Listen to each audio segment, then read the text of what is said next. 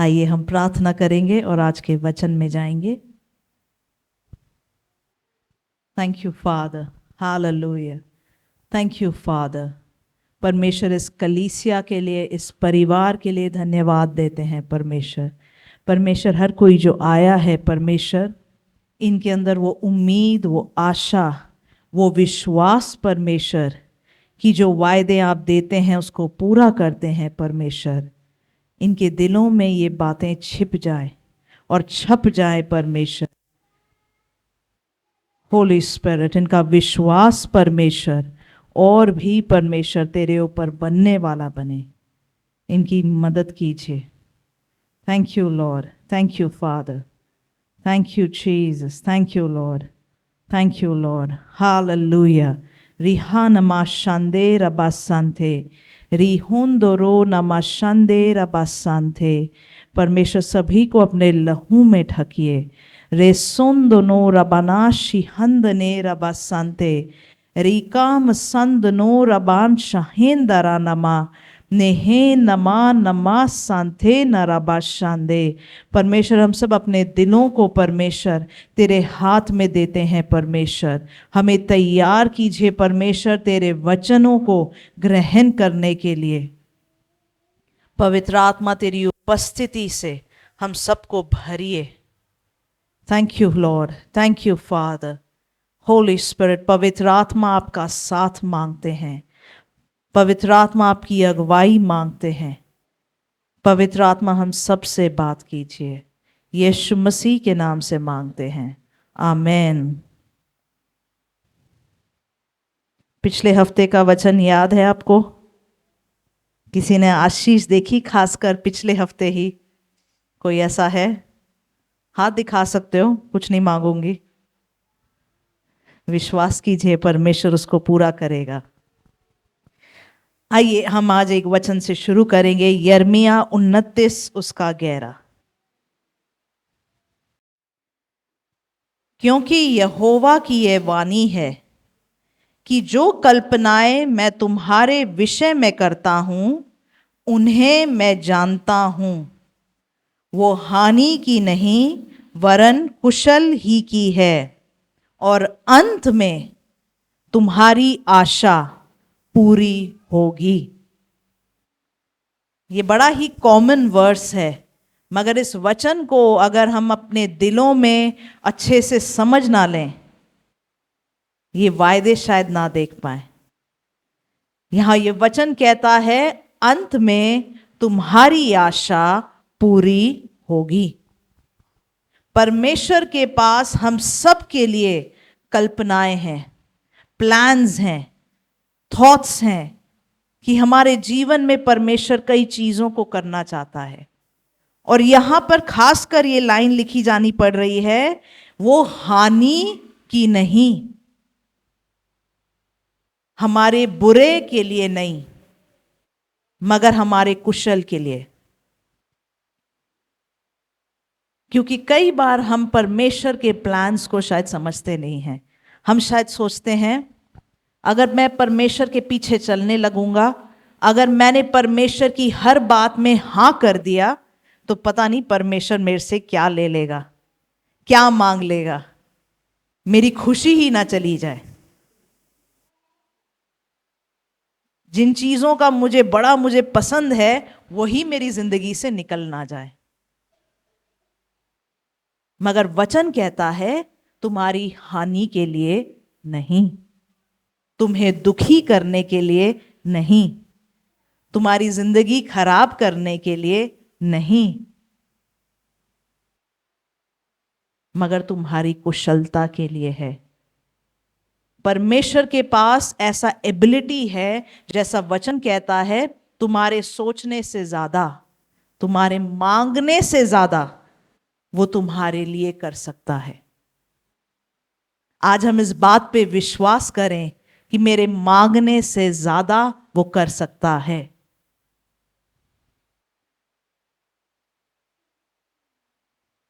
उसके अंदर वो खासियत है। ये साल आपको पता है, हमने कहा है ये एक ऐसा साल है जहां हम अपने वायदों में पैर रखेंगे। हम अपने वायदों को प्राप्त करेंगे।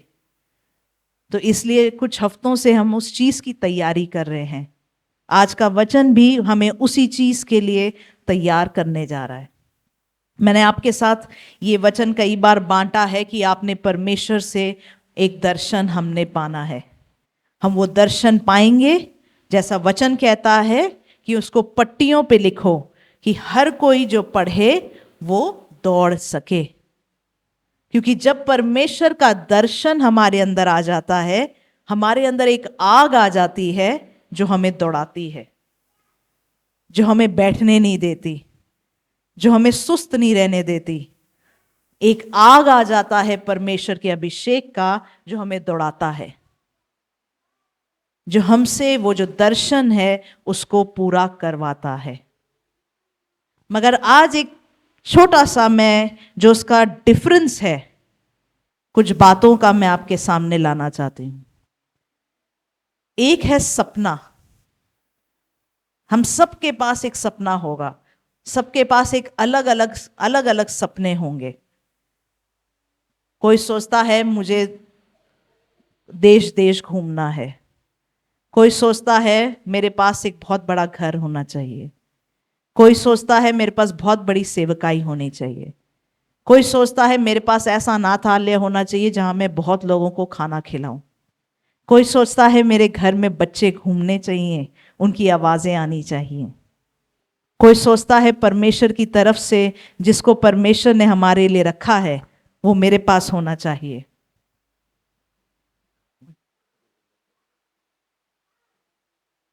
ओके, गुरविंदर कौर मगर कह रही है सिस्टर जी सच में पूरा हुआ है। आमेन। तो परमेश्वर उनके लाइफ में वायदों को पूरा कर रहा है, प्रोसेस चल रहा है। तो हम सबके लाइफ में ऐसा कोई ना कोई एक सपना है जो हम चाहते हैं।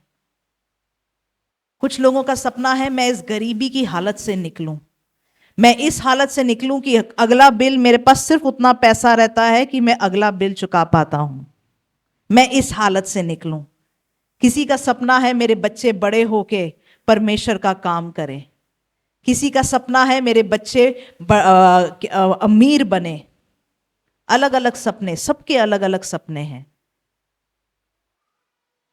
कई बार हमारे सपने परमेश्वर की दर्शन की तरफ हमें दिखाते हैं। कई बार हमारे सपने जो परमेश्वर का दर्शन है हमारे लिए उसकी तरफ इशारा करता है, क्योंकि परमेश्वर जानता है उसने हमें कैसे बनाया है, उसके मुताबिक उसने एक दर्शन हमारे अंदर डाला है, एक सपना डाला है हम सबके अंदर। मगर एक छोटा सा फर्क आ जाता है हमारे सपने में और परमेश्वर के दर्शन में।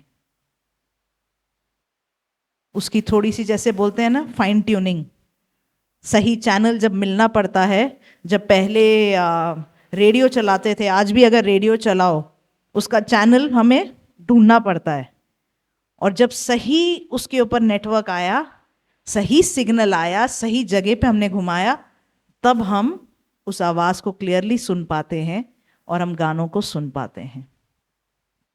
उसी तरीके से हमारे सपने और दर्शन के बीच में थोड़ी सी फाइन ट्यूनिंग की जरूरत होती है। अपने सपने को पूरा कैसे करना है, हमारे सपने और परमेश्वर के दर्शन में एग्जैक्टली क्या डिफरेंस है, उसमें क्या समानता है, इन बातों को जानना, उसको फाइन ट्यूनिंग बोलते हैं। तो आज हम इस चीज को थोड़ा सा देखेंगे। अगर हम चाहते हैं कि परमेश्वर का जो दर्शन है हमारी लाइफ में पूरा हो। एक मैं आपको उदाहरण देती हूं। जब अर्सला पैदा हुई थी, हम दिल्ली में थे। जब तक हम दिल्ली में रह रहे थे वहां पे बहुत पोल्यूशन था, तो मुझे कभी आंखों पे कुछ हो जाता था, कभी स्किन पे कुछ हो जाता था। तो मेरा, उससे पहले हम गोवा गए थे, पास्टर और मैं घूमने गए थे। अर्सला के पैदा होने से पहले हम गोवा घूमने गए थे, हम दोनों को बड़ा पसंद आया।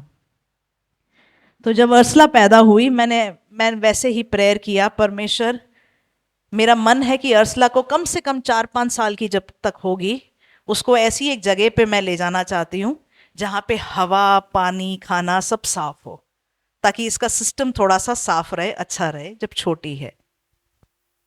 और शायद वो, मुझे लगता है शायद 1.5 साल की थी, 1.5 साल के आसपास की थी, तब परमेश्वर ने हमें बोला गोवा जाने के लिए, और हम गोवा गए।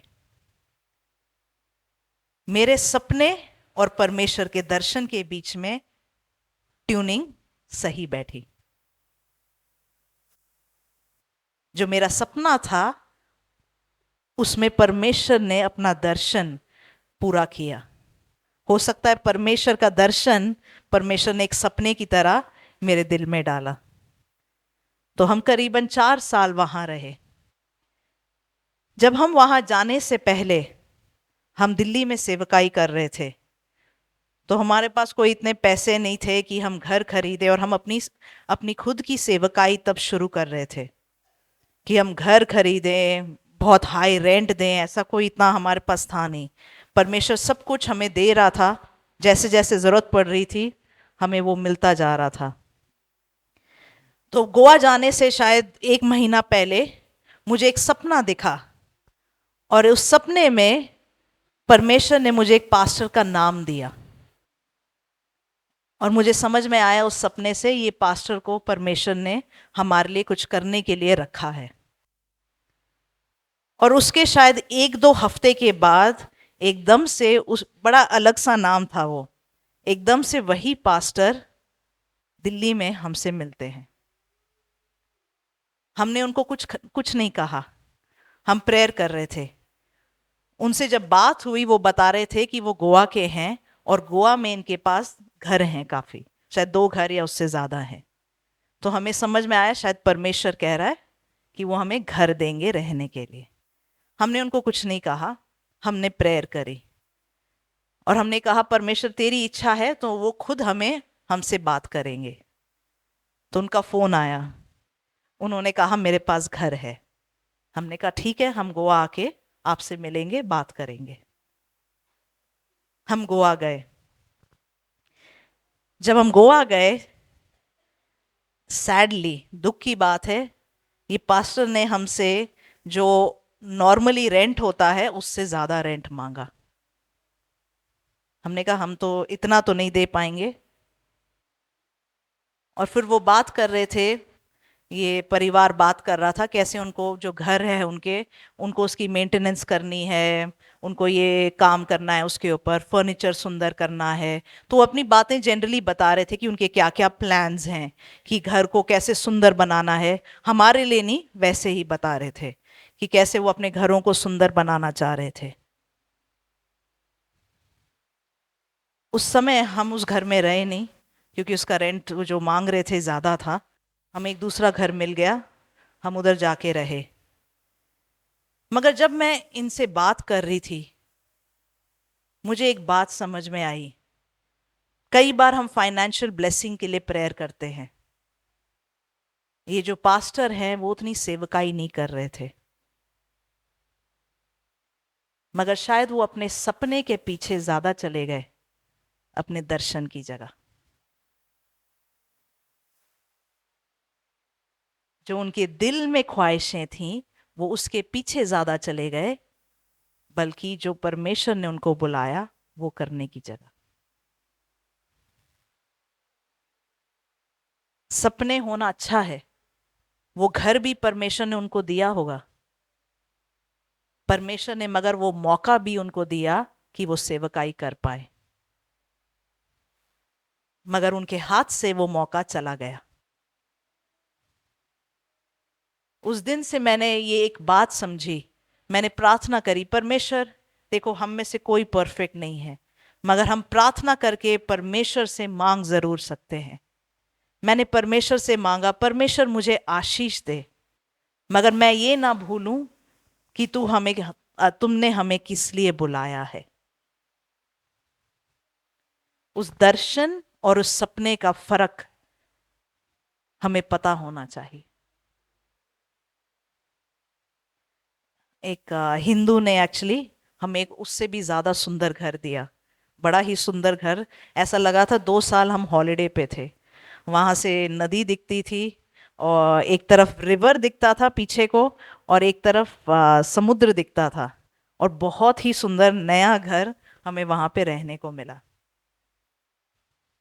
और उनके साथ हमारा बड़ा अच्छा रिलेशनशिप रहा। परमेश्वर ने उनके घर में, उनके परिवार में कई काम किए, और बड़ा प्यार से उनका हमारे साथ वो कनेक्शन रहा। और गलती से हम उनकी चाबी भी ले आए थे जब हम वापस हम अब आए, मैं फिर भी कुछ नहीं कहा, हमने उनको चाबी पोस्ट करके दी। वो रिलेशनशिप बना। उसने खुद बोला कि जो मेरी लाइफ में आज तक नहीं हुआ, जब से आप लोग हमारे घर में ठहरे हो, हमारी लाइफ में ये चीजें हुई हैं। एक अविश्वासी, परमेश्वर छोटी छोटी आवाजों में बात करता है, छोटी बातों में बात करता है। क्या हम उस मौके को पकड़ने को तैयार हैं? क्या हम उसको इतना कीमती समझते हैं कि परमेश्वर तू इस लायक है कि मैं तेरी सेवा करूं? हमारे सपनों में और दर्शन में ये फर्क है। रोमियो 12 उसका 1 और 2 पढ़ेंगे।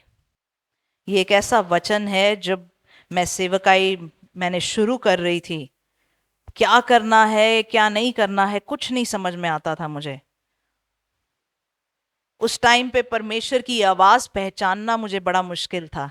आज शायद पहले से बहुत आसान है, मगर उस समय मुझे नहीं समझ में आता था। तब परमेश्वर ने मुझे इस वचन से सिखाया। इसलिए हे भाइयों, मैं तुमसे परमेश्वर की दया स्मरण दिलाकर विनती करता हूं कि अपने शरीरों को जीवित और पवित्र और परमेश्वर को भावता हुआ बलिदान करके चढ़ाओ। यही तुम्हारी आत्मिक सेवा है। इस संसार के सदृश ना बनो, परंतु तुम्हारे मन के नए हो जाने से तुम्हारा चाल चलन भी बदलता जाए, जिससे तुम परमेश्वर की भली और भावती और सिद्ध इच्छा अनुभव से मालूम करते हो। परमेश्वर की भली, भावती और सिद्ध, परफेक्ट इच्छा को तुम जानोगे।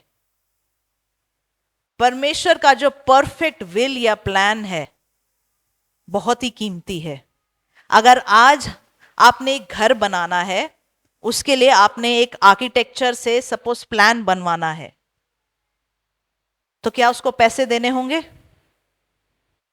Yes, no? फ्री में कुछ आर्किटेक्चर हैं, वो बना देंगे, आर्किटेक्ट्स हैं। उसका प्लान बनाने के लिए भी हमने पैसे देने हैं। तो परमेश्वर का जो हमारी लाइफ के लिए प्लान है वो बड़ा ही कीमती है। उस प्लान को अगर हम जानना चाहते हैं, वचन कहता है अपने शरीर एक दान के रूप में चढ़ाने को तैयार हो। इसका ये मतलब है हम अपने जीवन को उस तरीके से जीने को तैयार हो जाएं जैसा परमेश्वर कहता है। अगर परमेश्वर कुछ बातों को ना कह रहा है, हम उसको ना की तरह लेने को तैयार हों। अगर कुछ बातों को हाँ कह रहा है, तो हम वो करने को तैयार हो जाएं। देखो, हम कई बार हम जानते हैं, अगर किसी को परमेश्वर कहता है तुझे परमेश्वर ने सेवकाई के लिए बुलाया है, और अगर कोई कहे कि मैंने अभी सेवकाई नहीं करनी, मुझे नौकरी करनी है, पैसे कमाने हैं और अपने परिवार को देखना है, क्या परमेश्वर उसको बोलेगा नहीं, तेरी तो जिंदगी गई, तू मेरी बात ही नहीं सुन रहा? क्या करेगा ऐसा? आपके बच्चे ने, अगर आप अपने बच्चे को बोलो तू डॉक्टर बन, बच्चा कहता है नहीं, मैंने तो पार्लर में काम करना है, मुझे मेकअप करना अच्छा लगता है, क्या आप अपने बच्चे को छोड़ देंगे? कौन कौन छोड़ेगा? नहीं छोड़ेंगे। कौन कौन प्यार करना बंद कर देगा? नहीं करेंगे। हम फिर भी अपने बच्चे के साथ खड़े होंगे, उसका सपोर्ट करेंगे, उसको प्यार दिखाएंगे, और वो जो भी चाह रहा है उसको करने देंगे। उसी तरीके से परमेश्वर हमें छोड़ नहीं देता है। उसका प्यार हमारे लिए खत्म नहीं हो जाता है। हम जो करना चाहते हैं हमें करने देता है। मगर धीरे धीरे, जैसे हम अपने बच्चे को बोलेंगे तेरे लिए अच्छा है, परमेश्वर ने तेरे को डॉक्टर बनने के लिए वो स्किल दिया है, वो सोच दी है, कोशिश कर, तू शायद मेकअप करने में इतना अच्छा नहीं है। धीरे धीरे उसी तरीके से परमेश्वर हमारे जीवन में भी काम करता है। वो चाहता है कि जो हमारा सपना है और हमारा जो दर्शन है वो धीरे धीरे लाइन पे लाने की कोशिश करता है। अगर हम उसकी इच्छा जानना चाहते हैं तो हमने अपने लाइफ को एक बलिदान के रूप में चढ़ाने को तैयार होना है। दूसरा वचन ये कहता है कि अपनी सोच को दुनिया की तरह मत बनाओ। क्यों तूने पार्लर में काम करना है? क्योंकि तेरी बेस्ट फ्रेंड वहां काम करती है, तू देखती है कि वो इतनी खुश है तो मैं भी खुश रहूंगी। दुनिया की तरह, जो दुनिया में दिख रहा है। क्यों तुझे सबसे बड़ी गाड़ी चाहिए? क्योंकि तेरा वो जो दोस्त है हीरो बनते हुए सबसे बड़ी गाड़ी चलाते हुए पै पै करके हॉर्न बजाता है तो ऐसा लगता है वाह क्या स्टाइल है, तो मेरे पास भी सबसे बड़ी गाड़ी होनी चाहिए। मगर परमेश्वर जानता है कि उससे शायद छोटी गाड़ी में तो खुश रहेगा।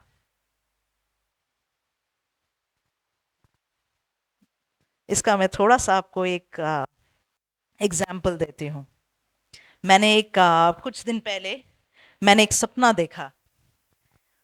उस सपने में मैंने देखा कि मैं एक पास्टर से बात कर रही हूँ और मैं उनको बोल रही हूँ कि हमारे पास एक स्पोर्ट्स कार है। तो सामने से एक आदमी आता है और मैं उनको जनरली बता रही हूँ अपने जीवन के बारे में, तो मैं उनको बोलती हूँ हमारे पास एक स्पोर्ट्स कार है। तो सामने से एक आदमी आके मेरे सामने एटीट्यूड मार के बोलता है, अच्छा मेरे पास तो लग्जरी कार है। मैंने उसको इग्नोर किया। इस बात को हम समझें, परमेश्वर के पीछे जब हम चलते हैं, दुनिया हमको क्या सिखाती है? तेरे पास सब कुछ बेस्ट होना चाहिए। जब तेरे पास सब कुछ बेस्ट है, तेरी जो वर्थ है, तेरी जो कीमत है, तेरे तो जो कितना लायक है, उससे नापा जाएगा। क्योंकि जितना है, जितना पैसा है, उसके मुताबिक ही लोग हमें कई बार वो जो रिस्पेक्ट है, वो आदर है, वो देते हैं। तो कभी कभी हम अपना रिस्पेक्ट, अपना आदर कमाने के लिए हम अपने दर्शन को भूल जाते हैं और हम अपने सपने को, सपना जो किसी इंसान ने हमारे सिर के अंदर बो दिया है, उसके पीछे भागने लगते हैं।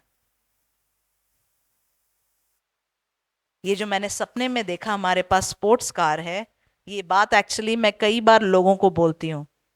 हमारा जो लाइफ है बहुत ही एडवेंचर है। पास्टर जब कहते हैं छुट्टी पे चलेंगे, एडवेंचर करेंगे, मैं कहती हूँ मुझे और एडवेंचर नहीं चाहिए। मेरी जिंदगी एडवेंचर है। हॉलिडे करना है तो लग्जरी वाला करो, आराम वाला।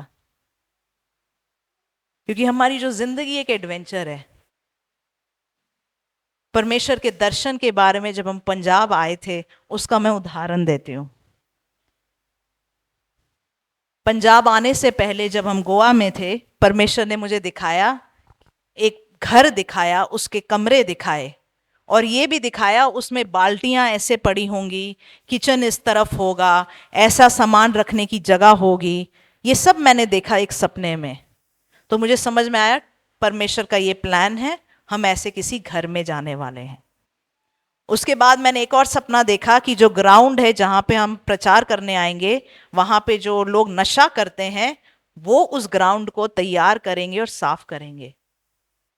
तो जब हम यहाँ पर आए, बिल्कुल वैसा ही घर हमने पाया और उस ग्राउंड को एक्चुअली नशा करने वालों ने ही साफ किया।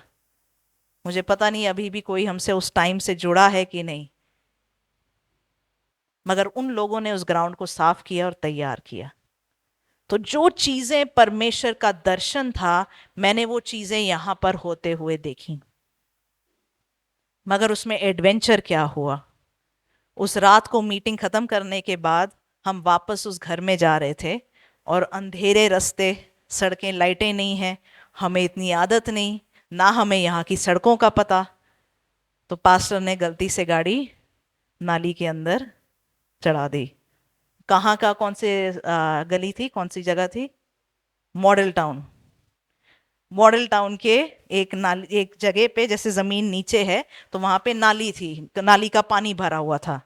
तो हमें तो ऐसी आदत नहीं कि मतलब सड़क के अंदर इतनी जगह पे नाली का पानी भरा हो। तो रात को तो पता भी नहीं चल रहा क्या है, तो ना रास्ता दिख रहा है कि निकले कहाँ से। तो पास्टर ने गाड़ी अंदर चला दी और फिर मुझे कहते हैं तू बाहर निकल के देख निकालनी कहाँ पे है। मैंने कहा ठीक है। तो मेरे पापा भी थे, खड़े हैं रास्ता देखने के लिए, और पास्टर ने गाड़ी का वो क्या कहते हैं, एक्सलेटर चलाया। एक्सलेटर चलाया तो वो पूरा जो टायर का वो जो पानी था, जो नाली का पानी था, वो सारा मेरे ऊपर। परमेश्वर का काम करना चाहो तो गंदगी में घुसकर करने को तैयार होना चाहिए। सेवकाई सिर्फ ये नहीं, वाह तालियां तालियां तालियां। कई बार हमारे दर्शन लोगों के हाइलाइट्स को देखकर बनते हैं।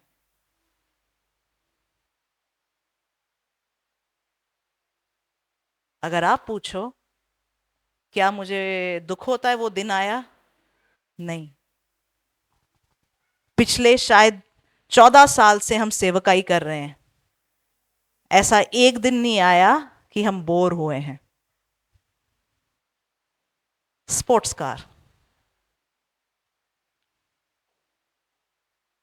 दुनिया की सुनूं तो बोलेंगे लग्जरी कार होनी चाहिए, मगर मेरे मजे स्पोर्ट्स कार में है। अपनी सोच को हम बदलें। मुझे बड़ा एक्साइटिंग लगता है। मैं एक समय पे कहती थी परमेश्वर का वचन कोई भी सुन ले, पंजाबी नहीं सुनेंगे, क्योंकि मेरे पापा पंजाबी हैं और मैंने पंजाबियों को तब देखा था। तो मुझे ऐसा लगता, और मुझे ऐसे लगता पंजाबी जो थे ऐसे थे कि ना, यीशु मसीह वो कौन है, तू इतनी अलग सी अजीब सी है। तो मुझे लगता था और कोई शायद परमेश्वर को मान ले, पंजाबी नहीं मानने वाले। और परमेश्वर ने उठा के मुझे वहीं डाल। दुनिया की सुनती, अपनी सुनती, मैं शायद कभी पंजाब में नहीं होती। मगर आज जब वर्शिप होता है, परमेश्वर की आराधना होती है, मैं कई बार परमेश्वर को बोलती हूँ धन्यवाद परमेश्वर कि तूने मुझे पंजाब में रखा। अपने सपने को परमेश्वर के दर्शन के साथ लाइन में हम लाना सीखें। परमेश्वर एक्चुअली क्या चाहता है हमसे, हम वो जानना और सुनना सीखें। मुझे नहीं पता लोगों ने आपको क्या बोला है, क्या परफेक्ट है आपके लिए, मगर आज हम परमेश्वर से सुने। वो जानता है, उसने हमें बनाया है, हम एक्चुअली किस चीज़ों में हम खुश रहेंगे, हमारी लाइफ कैसे सबसे अच्छी रहेगी, वो जानता है। आज हम बोले परमेश्वर मेरे मन को नया कर, मेरे मन को नया कर, दुनिया की सोच परमेश्वर मेरे अंदर से निकाल। जब हम पंजाब आए थे, उससे पहले हमारे एक पास्टर हैं, उन्होंने हमें एक वचन दिया कि तुम लोग अभी जिस घर में ठहरोगे, उससे पहले, पंजाब आने से पहले, कि बस एक लास्ट तुम एक घर, रेंट के घर में ठहरोगे, उसके बाद तुम्हारा अपना घर होगा।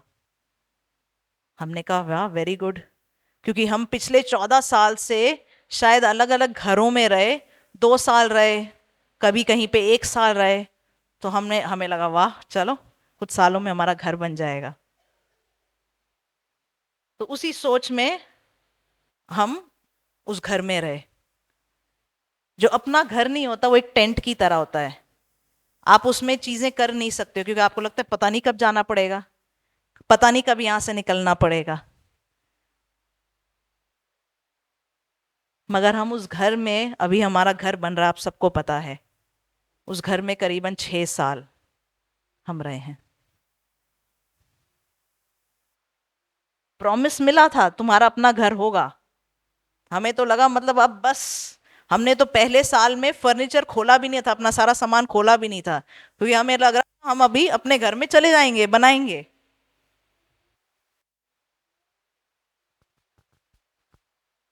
परमेश्वर के प्लान्स जानना होता है धीरे धीरे, एक एक स्टेप पे। 1 साल के बाद फिर हमने सारा सामान खोला कि यहीं रहना है, जैसे रहना है अच्छे से रहो। मैंने आपको ये कहानी कई बार बताई है, कैसे मैं ये बात सोचते हुए झाड़ू मार रही थी और मुझे ये वचन मिला कि इजराइली जो थे विश्वास के वजह से टेंट में रहे, विश्वास के वजह से टेंट में रहे। हम क्या कहते हैं, विश्वास है तो सबसे बड़ा घर होना चाहिए, जो कि होना भी चाहिए, मगर विश्वास के दो पहलू हैं। एक पहलू वो है जहां हम मुश्किलों में खड़े होने को तैयार हैं, जो परमेश्वर कहता है वो करने को तैयार हैं, क्योंकि हमें विश्वास है कि जो उसने बोला है वो करेगा। अगर उसने आपको बोला आपको सबसे बड़ा बिजनेस देगा, आज बड़ा बिजनेस क्यों नहीं है? उसकी तैयारी, प्रोसेस, शुरुआत कहीं पर होता है। और दर्शन एक बच्चे की तरह होता है। सबसे पहले बच्चे को पैदा करना बड़ा मुश्किल होता है, उसके बाद वो बच्चा छोटा होता है, वो दर्शन भी छोटा होता है, वो बड़ा बिजनेस भी छोटा होता है, वो सेवकाई भी छोटी होती है, वो जो शादी की शुरुआत है, बड़े परिवार की शुरुआत है, वो छोटी होती है, फिर वो दर्शन बड़ा होता है। तो उसी तरीके से हम इस बात को सीखें कि कैसे परमेश्वर का दर्शन एक छोटे से शुरू होता है और वो बड़ा होता है। आइए इसके बारे में थोड़ा सा पढ़ेंगे। इब्रानी 11। हमारी शादी होने से पहले, उससे शायद 2-3 साल पहले, जब भी मैं एक चर्च में जब सेवकाई कर रही थी और हम हर सुबह प्रार्थना करते थे, और मुझे खासकर मेरे दिल पे बंगाल के लिए प्रार्थना करना आता था, और मैं बंगाल के लिए प्रार्थना करती थी, और ये चीज मैंने 1 साल के लिए किया। और उसके 1 साल के बाद मुझे पता चला कि मेरी जो शादी है बंगाल के किसी से हो रही है, और हमने बंगाल में सेवकाई भी शुरू करी है। हमें अपने प्लान्स नहीं पता है, हम क्या कर रहे हैं, क्यों कर रहे हैं नहीं पता है, हमारे दिल में कुछ ख्वाहिश क्यों है हमें नहीं पता है। परमेश्वर जानता है। उन बीजों को उसने हमारे अंदर डाला है, हम उसके ऊपर पानी डालना सीखें। आइए कुछ वचन को पढ़ेंगे। मैंने थोड़े से वचन हाईलाइट किए हैं क्योंकि ये पूरा चैप्टर है, आप घर जाके पढ़ सकते हो। ये विश्वास के बारे में है, विश्वास के उदाहरण है। तो मैं इसमें से कुछ वर्स पढ़ रही हूं। मैं 4थी आयत पढ़ रही हूं।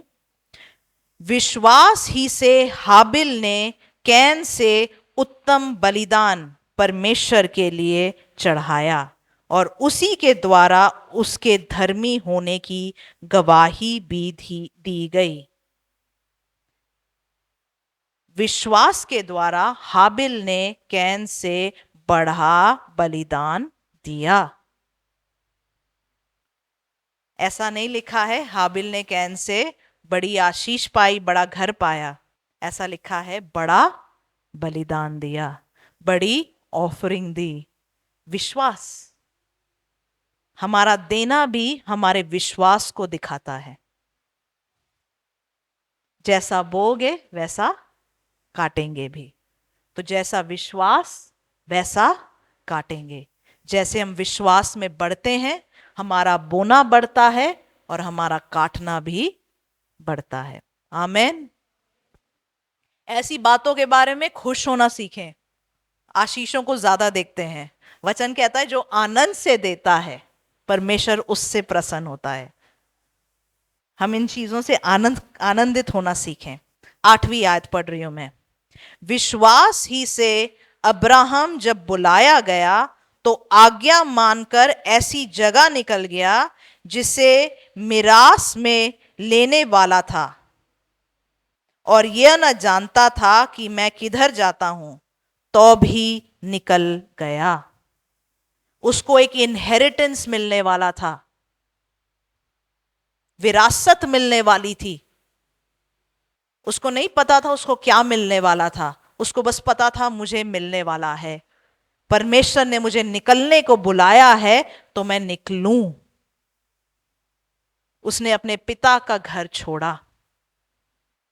ऑब्वियसली परमेश्वर उसको जो उसके पास विरासत थी उससे बड़ा ही दिया, कि आज तक जो विश्वास करते हैं उसका पिता माना जाता है।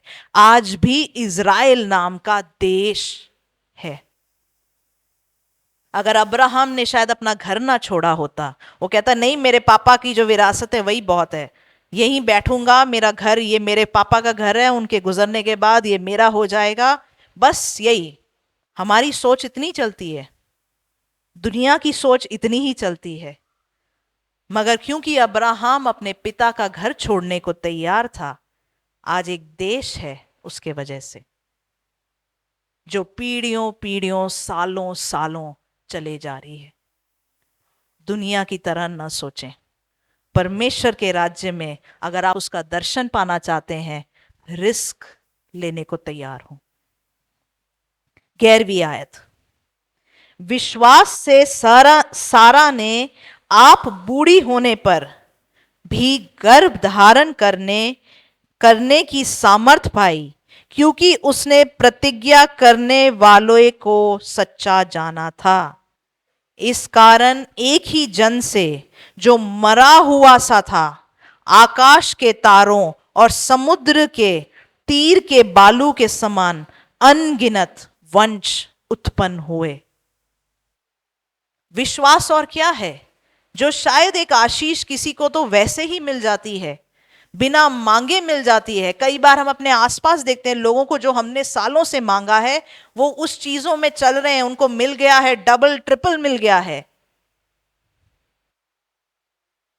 मगर जब विश्वास करने पे अब्राहम और सारा ने परमेश्वर के ऊपर वेट किया, परमेश्वर से आशीष पाई, वही आशीष जो दूसरे लोगों को बड़ी आसानी से मिलती है, उन्होंने वेट किया, परमेश्वर ने उनको अनगिनत अनगिनत अनगिनत इनहेरिटेंस दिया। जो इज़राइल का देश है वो उनकी वंशज है। जो विश्वास करते हैं, आप और मैं उसकी वंशज हैं। इसको विश्वास बोलते हैं। आमीन। विश्वास ही से मूसा ने सयाना होकर फिरौन की बेटी का पुत्र कहलाने से इनकार किया। वो एक महल छोड़ने को तैयार था। आज हम वो गीत गा रहे थे, मैला नालो, क्या गीत था? सोने दया मैला नालो, चंगा आए के तेरे भवन विच वास होवे।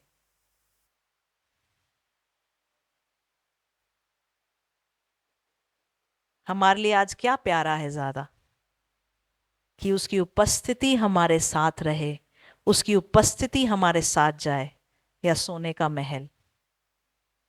परमेश्वर के लिए दोनों पॉसिबल है। परमेश्वर ने तो मूसा ने मांगा भी नहीं, वो तो रो भी नहीं पाया, कुछ बोल भी नहीं पाया, उससे पहले परमेश्वर ने उसको सोने के महल में ठहरा दिया। आज परमेश्वर हमें क्या देना चाहता है? जो मूसा की बुलाहट थी, मूसा के अंदर जो भूख थी, सोने के महल की नहीं थी।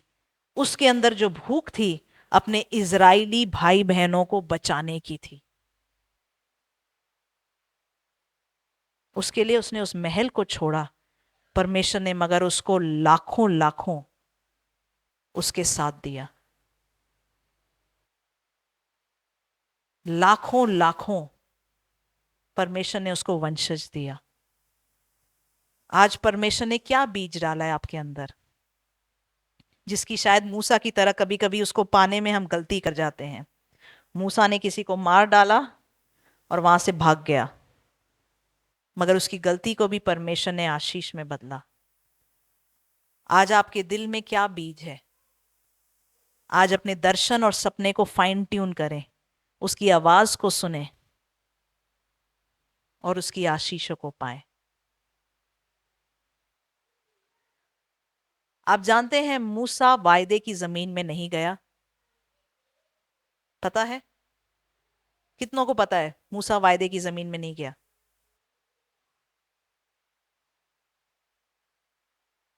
कुछ लोग पूछते हैं फिर उसने क्या पाया। जो आदमी परमेश्वर को फेस टू फेस देख सकता है, जिसके बोलने पे परमेश्वर पानी को दो भाग कर सकता है, जिसके बोलने पे परमेश्वर पत्थर से पानी निकालता है, क्या वो अथॉरिटी बहुत बड़ी नहीं है? अगर आप मुझसे पूछें, मैंने आपको बोला कि एक समय था जब मुझे परमेश्वर की आवाज समझना बड़ा मुश्किल लगता था। तब परमेश्वर ने मुझे रोमियो 12 का 1 और 2 बताया। इतने सालों में मैंने परमेश्वर के कई वायदों को पूरा होता हुआ देखा है, और कई वायदे अभी भी पूरे होने हैं। मगर एक चीज जो मैंने बहुत खास कमाई है, एक चीज जो मुझे बहुत खास मिली है, क्योंकि मैं उसके दर्शन के पीछे गई, मुझे उसकी आवाज पता चलती है, मुझे उसकी उपस्थिति पता चलती है, मुझे उसकी उपस्थिति जहां मैं जाती हूं पता चलता है। वो मेरे लिए खड़ा होता है, मेरे लिए लड़ता है। मेरे लिए सबसे खास ये चीज है। तो चाहे हमारा कोई भी सपना हो, कोई भी दर्शन हो, आज हम उस परमेश्वर को ना भूलें। वचन ऐसा कहता है, ये सब विश्वास ही की दशा में मरे, 13वीं आयत से, और उन्होंने प्रतिज्ञा की हुई वस्तुएं नहीं पाई। अब्राहम ने अनगिनत वंशज नहीं देखे, उसने देखा वंशज मगर अनगिनत नहीं देखा, पर उन्हें दूर से देखकर आनंदित हुए और मान लिया कि हम पृथ्वी पर परदेशी और बाहरी हैं। जो ऐसी बातें कहते हैं वे प्रकट करते हैं कि स्वदेश की या स्वर्ग की वो खोज में हैं, और जिस देश से वे निकल कर आए थे यदि उसकी शुद्धि करते तो उन्हें लौट जाने का अवसर था। अगर हम इस दुनिया की बातों को तोलने लगें तो शायद कई बार हम वापस जहां से आए थे मुड़कर उधर ही चले जाएंगे, क्योंकि हमें लगता है वायदा तो इतना दूर है, वायदा तो अभी तक मिला नहीं है। पर वे एक उत्तम अर्थात स्वर्गीय देश के अभिलाषी हैं, इसलिए परमेश्वर उनका परमेश्वर कहलाने में उनसे नहीं लजाता। परमेश्वर उनका परमेश्वर कहलाने में नहीं लजाता। किन लोगों से? जो विश्वास के द्वारा खड़े होने को तैयार हैं, जो उसके दर्शन के पीछे भागने को तैयार हैं। परमेश्वर को उन लोगों के ऊपर गर्व है। तो हमारे सपने पूरे करने से ज्यादा इंपॉर्टेंट एक चीज जो हमें इब्रानी 11 से पता चलता है, वो है कि परमेश्वर हमारे जीवन से खुश हो, कि परमेश्वर को हमारे जीवन के ऊपर गर्व हो। आपको पता है फॉल्स मिनिस्ट्रीज कैसे चालू होती हैं, क्यों चालू होती हैं? जो हम बोलते हैं फॉल्स मिनिस्ट्रीज, फॉल्स अनॉइंटिंग। कई बार ये जो प्रचारक हैं या जो दास, सो कॉल्ड परमेश्वर के दास हैं, उनको परमेश्वर ने बुलाया होता है उनको चर्च या एक बड़ा चर्च, बड़ा संगति, बड़ी बुलाहट दी होती है, मगर वो परमेश्वर के तरीकों पे, परमेश्वर के समय पर वेट नहीं करते हैं। शॉर्टकट्स, गलत तरीके, गुंडागर्दी, मैनिपुलेशन, जेजेबेलिक स्पिरिट, विचक्राफ्ट स्पिरिट, इन अलग अलग स्पिरिट को इस्तेमाल करते हुए वो अपनी सेवकाइयों को चलाते हैं। क्यों? क्योंकि परमेश्वर उनको नहीं चलाता, उनके सपने उनको चलाते हैं।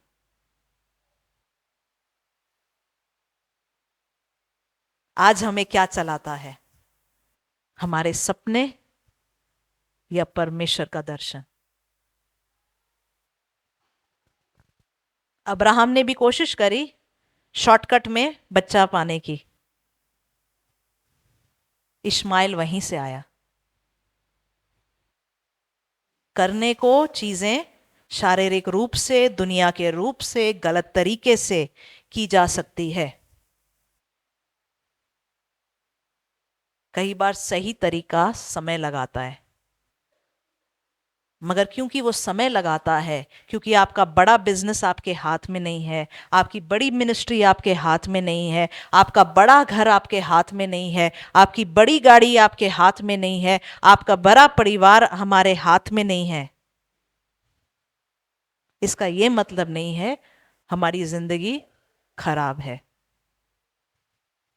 थोड़ा स्पोर्ट्स कार भी चलाने का मजा लें, लाइफ को एडवेंचरस बनाएं।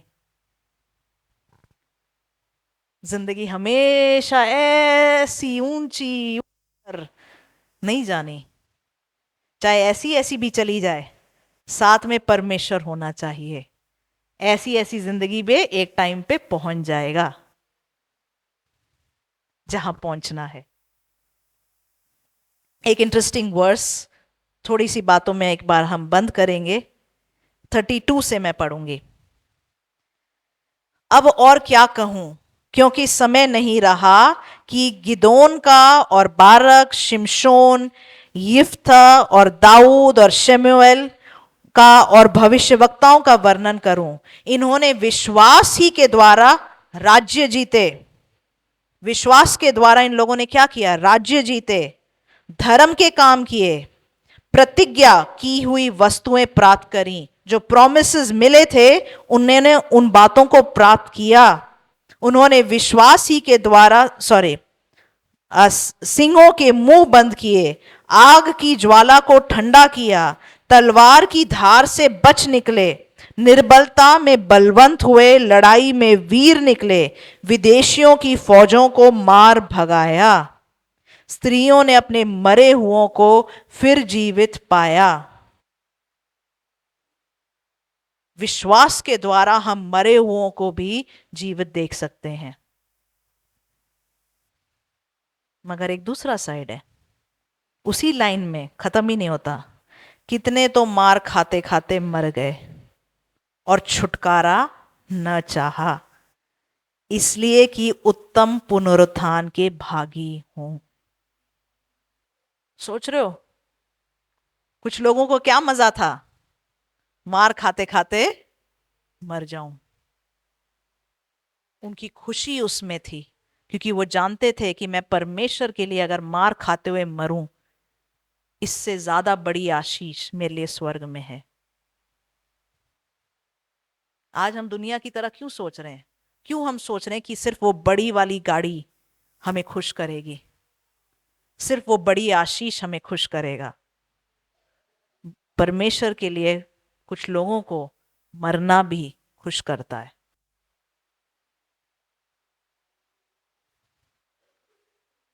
कई एक टट्टुओं में उड़ाए जाने ठट्टों में उड़ाए जाने और कोड़े खाने वरन बांधे जाने और कैद में पकड़े पड़ने के द्वारा परखे गए, पथराव किए गए और आरे से चीरे गए, उनकी परीक्षा की गई, तलवार से मारे गए।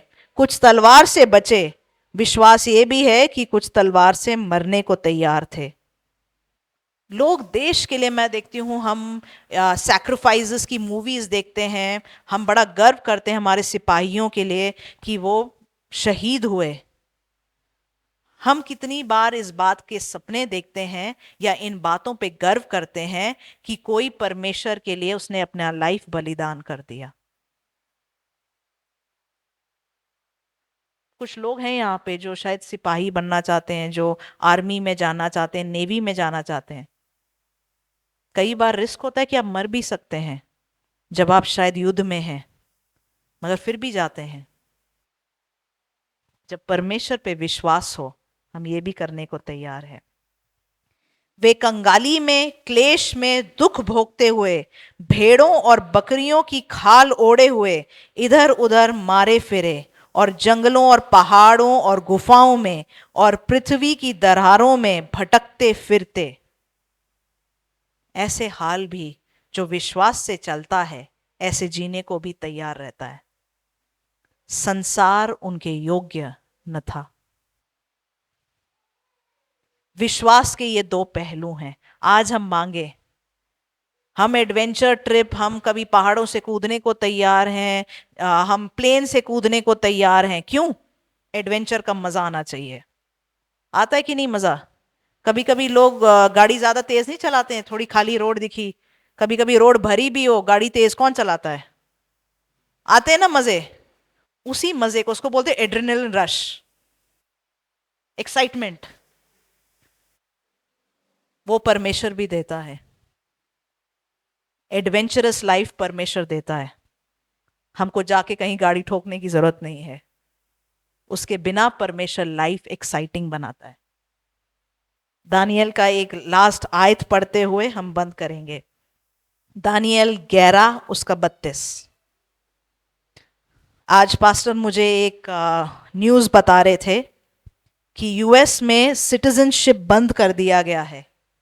पहले सिटीजनशिप उन लोगों के लिए बंद कर दिया गया है, पहले अगर आपका बच्चा यूएस में पैदा हो जाए तो पूरे परिवार को सिटीजनशिप मिल जाता था। जब से ट्रंप आया है, उसने 20 तारीख से ये बात बंद कर दी है कि अगर बच्चा यहाँ पैदा भी हुआ, आपको सिटीजनशिप 20 तारीख के बाद नहीं मिलेगी। तो लोगों ने, इंडियंस ने खासकर, भारतीयों ने खासकर क्या किया, जो प्रेग्नेंट थे उन्होंने 8वें महीने या 9वें महीने में ही सिजेरियन करवाते हुए बच्चे पैदा करने की कोशिश करी या करी, ताकि 20 तारीख से पहले सिटीजनशिप मिल जाए। इसको बोलते हैं दर्शन तैयार होने से पहले ही उसको पाने की कोशिश। क्योंकि उनका सबसे बड़ा सपना क्या है? यूएस के सिटीजन बन जाए। दुनिया की सोच।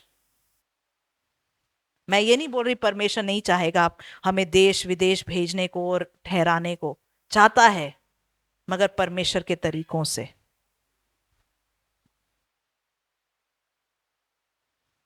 आज हम प्रार्थना करें, परमेश्वर तेरा क्या दर्शन है, मैं उसे उसी तरीके से निभाऊं। ये फॉल्स मिनिस्ट्रीज भी क्या कर रही हैं? उनकी बुलाहट शायद, वो तैयारी इतनी है, मगर गलत काम करते हुए ये फॉल्स मिनिस्ट्रीज बन रही हैं। दानियल 11 उसका 32। और जो लोग दुष्ट होकर, उस वाचा को तोड़ेंगे, उनको वह चिकनी चुपड़ी बातें कह कहकर भक्तिहीन कर देगा। परंतु जो लोग अपने परमेश्वर का ज्ञान रखेंगे, वे हियाव बांधकर बड़े काम करेंगे। जो लोग अपने परमेश्वर को जानते हैं, वो हियाव बांधकर बड़े बड़े काम करेंगे। आज हमारी प्रार्थना हो, परमेश्वर वो बड़े बड़े काम मेरे जीवन में हो, मैं तुझे जानूं, और जो दर्शन तूने मुझे जिन चीजों के लिए बुलाया है उनको मेरे जीवन में पूरा कर। उसके लिए थोड़ा हियाव, पेशेंस, करेज, एडवेंचर, इन चीजों की जरूरत पड़ेगी। मगर जो परमेश्वर ने वायदे दिए हैं वो पूरा करेगा। आमेन। कौन कौन परमेश्वर के लिए बड़े कामों को करने को तैयार है? आमेन। आइए हम उस गीत में जाएंगे। सोने दया महला नालों, चंगाए के तेरे भवन विच वास होवे।